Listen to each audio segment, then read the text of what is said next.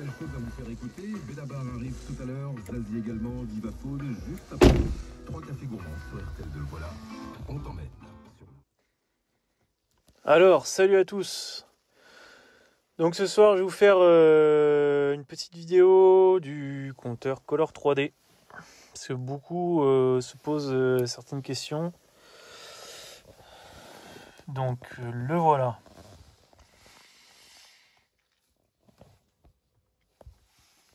Le voilà. Alors, qu'est-ce qu'on peut faire avec ce Color 3D? Bon, déjà, je vais vous refaire la simulation. Donc voilà, ça vous met une voiture avec les portes ouvertes. Donc le capot, le coffre, ça marche également. Ensuite, vous pouvez mettre une image d'ouverture, on va dire. Vous mettez ce que vous voulez. Et ensuite, voilà ce que ça donne. Donc, on a la tension de la batterie. On a la pression de turbo qui n'est pas fonctionnelle sur le mien. Je sais, faudra que j'y songe. La consommation litres-heure ainsi que les tours minutes. Donc voilà, là j'ai un autre programme, 6 litres 4, etc. Bon, ça reprend un petit peu les bases, on va dire, du compteur d'origine, quoi. Pas tout, mais la plupart des choses qu'il y a dessus. Donc voilà, il y a les chevaux au milieu, le couple. Bon, ça c'est approximatif, hein, c'est un calcul qui fait en fonction de la vitesse parcourue avec les tours minutes, etc. Mais ce qui est fiable, par exemple, c'est les litres restants de carburant qu'on a en bas à gauche. Donc là, il me reste 30 litres. Ça, c'est pas mal. Et en haut, à droite, vous avez la température échangeur d'air. Donc 30 degrés. L'huile à 30 degrés aussi. Donc voilà. Après, en fait, il dispose d'un menu. On a l'ordinateur de bord. Donc, par exemple, là, depuis le départ, là, comme je suis pas parti, il n'y a rien. Mais journalier, donc il n'y a rien non plus parce que je suis pas parti. Mais voilà, il y a tout ça. Ensuite, vous avez des mesures. Donc on a le niveau d'huile. Donc ça, c'est très très fiable. Niveau suspension, ça fonctionne pas sur mon véhicule parce que elle n'est pas équipée de suspension, on va dire, réglable électroniquement. Enfin, d'ailleurs, aucune Golf 4, à mon avis, c'est pour s'adapter sur d'autres véhicules. La pression des pneus, en toute honnêteté, je sais pas trop comment ça marche. Ça se trouve, ça marche avec le SP. En roulant, il faudra que j'essaie. Si ça se fait, ça fonctionne, hein, parce que s'il y a une roue qui tourne moins vite que l'autre, parce qu'elle est dégonflée, ça peut très bien l'indiquer, hein. D'ailleurs, c'est comme ça que ça fonctionne sur les Golf 6 et tous les véhicules qui possèdent ce genre de truc. Ça calcule juste les roues qui tournent plus vite ou moins vite que les autres et ça détermine qu'en fait c'est dégonflé. Alors le chrono 0 à 100, ça c'est pas mal. C'est pas mal en fait. Donc vous mettez dans cette position là. Et en fait, dès que votre aiguille kilomètre-heure dépasse le 0, ça met en route. Et dès qu'elle dépasse 100 km/h, et ça stoppe et ça vous met le 0 à 100. C'est tout con. Mais ça, c'est pas mal. Après, position fenêtre, ça fonctionne. Alors, c'est inutile, mais ça fonctionne. Voilà, baisser au max, c'est 192.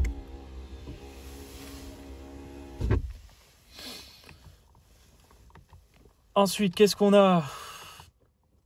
On a le scan. Alors ça, je connais un petit peu moins. Mais on a le scan airbag pour voir les défauts, tout ça. Alors moi, personnellement, je préfère passer la valise. J'ai jamais trop regardé. Park Assist, ben moi j'ai les radars mais ils sont pas connectés. Donc je pense que ça peut pas fonctionner. Enfin voilà quoi. Air suspension, ça c'est pareil, je sais pas ce que c'est. Système confort, je sais pas ce que c'est.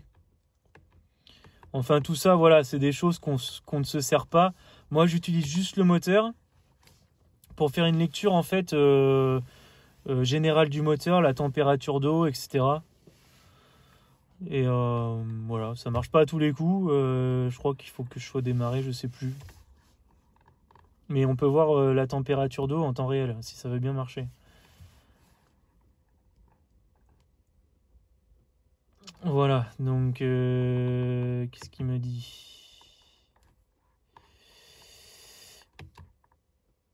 Voilà, donc en fait, voilà, donc le cinquième en fait, celui-là, 41,4, ça c'est ma température d'eau réelle. Donc voilà, après le reste je connais pas trop. En fait je connais pas parce que tout simplement je m'en sers pas du tout. Mais c'est voilà, c'est pour vous faire une présentation à quoi ça ressemble réellement. Donc ensuite on a le service entretien, ça c'est pas mal aussi. Ça c'est service entretien vidange. Et après on a tout quoi. Donc huile moteur, on a filtre à air, filtre à carburant, filtre habitacle, liquide de frein, liquide de refroidissement. Et en fait voilà, courroie de distribution, enfin il y a vraiment tout quoi. Il y a même pour les essences, les bougies, tout ça. Et c'est vous qui choisissez comment dire tous les combien de kilomètres vous voulez que ça se déclenche en fait. Par exemple, mettons une vidange 15 000 km, et ben voilà, vous rentrez ça avec l'ordinateur. Parce que tous les paramètres se font par ordinateur. Seulement quelques-uns peuvent se faire via directement le véhicule. Mais sinon, les trois quarts, c'est ordi. Donc voilà, on a le redémarrage. Bon, bah c'est tout con. Hein. Ça éteint le compteur, ça redémarre. Ça nous fait la présentation. Ensuite, donc, du coup, je rentre dans le menu.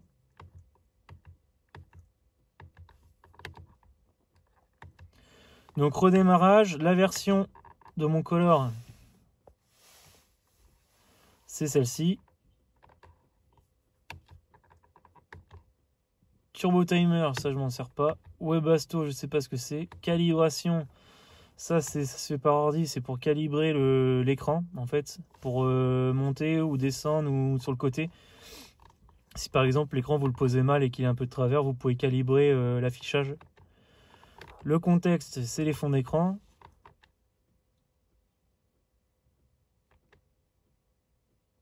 Donc voilà, il y a tout ça. Ça, c'est à peu près la même chose. Je sais pas pourquoi ils se sont tapés un délire de mettre ça. Donc voilà. On a la date et heure. Alors c'est marrant, c'est qu'à Noël et au jour de l'an, pendant plusieurs jours, en fait, vous avez un sapin qui apparaît, ça vous dit Joyeux Noël. C'est marrant. Voilà. Ensuite, ça, canne moteur, canne confort. Ça, j'y touche pas trop, pareil. Par exemple, régulateur de vitesse. En fait, il y a tous les... Comment dire en fait, c'est pour voir si tout fonctionne. Par exemple, là, si je freine, stop light en bas, et ben, ça m'affiche un numéro. Donc, ça veut dire que ça fonctionne correctement. Speed et tout ça, c'est pareil. L'accélérateur en haut, pédale, vous voyez que ça bouge, suivant comment j'accélère. Donc ça, c'est bien de voir que ça fonctionne quand vous faites des montages comme moi avec alors boîte à vitesse. Donc ça, c'est la référence. Donc c'est bien quand vous faites des montages comme moi avec des volants comme ça, là, Golf 7, et que vous voulez voir que tout fonctionne parce que le régulateur après il se trouve sur le volant. Donc pour un compteur comme ça, en fait, il faut pas besoin d'avoir un compteur de ouf. Hein. Vous pouvez le faire sur n'importe quel compteur de Golf 4, même ceux qui n'ont pas d'écran. Alors quand je dis vous pouvez le faire, honnêtement, c'est très compliqué à faire, car il y a plus de 56 fils à souder, je crois, sur la platine. Et il n'y a pas de notice en français, c'est que de l'anglais de mémoire ou du russe, je sais plus. Parce que c'est les Russes qui vendent ça en fait. Si j'ai bien suivi le truc, parce que moi j'ai acheté le compteur à un ami d'occasion. Et donc là, un écran comme ça, faut compter pas moins de 200 € et la pose, suivant qui c'est, ça peut varier de 150 à 200 €.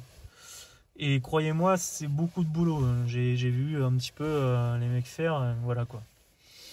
Donc après, il y a tout un paramétrage à faire avec un ordinateur. Donc il y a un port USB en fait qui est connecté au color. Moi, il est caché dessous, mais on le sort, il y a un fil, voilà, vous branchez. Et après, il faut avoir le petit jeu logiciel pour pouvoir changer les couleurs. Par exemple, on peut changer les couleurs des barres. Les barres sont rouges, là, on peut les mettre bleues.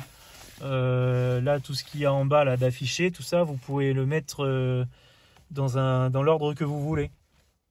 Voilà, enfin c'est. Vous pouvez faire plein de trucs comme ça, paramétrer les pauses café. Moi, c'est tous les 2 ou 3 heures, ça me dit reposez-vous, machin. En fait, il y a pas mal de choses à faire. Moi, pour le moment, j'ai pas fait grand chose sur celui-ci, mais quand je vais m'y mettre, voilà, je vais changer pas mal de trucs. Et puis voilà, vous avez la position parking. Et puis après, quand vous passez les vitesses, vous avez première, deuxième, troisième, quatrième. Et en fait, ça calcule en fonction des km/h et par rapport au tour minute. C'est pour ça que c'est important de bien calibrer, par exemple, bien rentrer le bon modèle de moteur que vous avez et le code boîte à vitesse. Si vous avez une boîte à vitesse de 110 chevaux, ça va pas, par exemple, s'il est calibré pour une boîte à vitesse de 130 chevaux. Donc voilà, je pense avoir fait le tour. Hein. Moi, j'ai des contacts pour la pose de celui-ci. Donc en fait, faut envoyer votre compteur, avancer l'argent pour commander le color, et il peut vous changer l'éclairage du compteur, etc. sans aucun problème. Donc voilà. Voilà pour ce qui est du compteur. Et après, pour le volant, alors ça c'est tout un bordel à faire fonctionner, je vous le cache pas.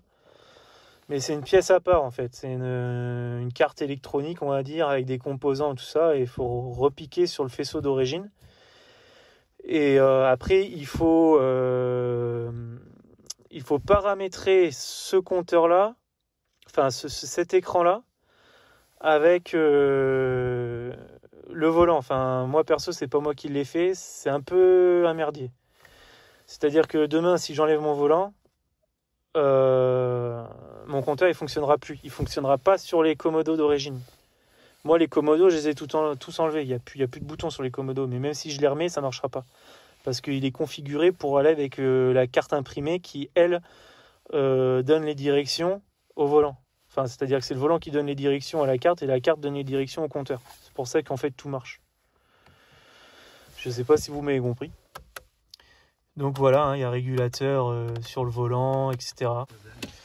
Allez, ciao!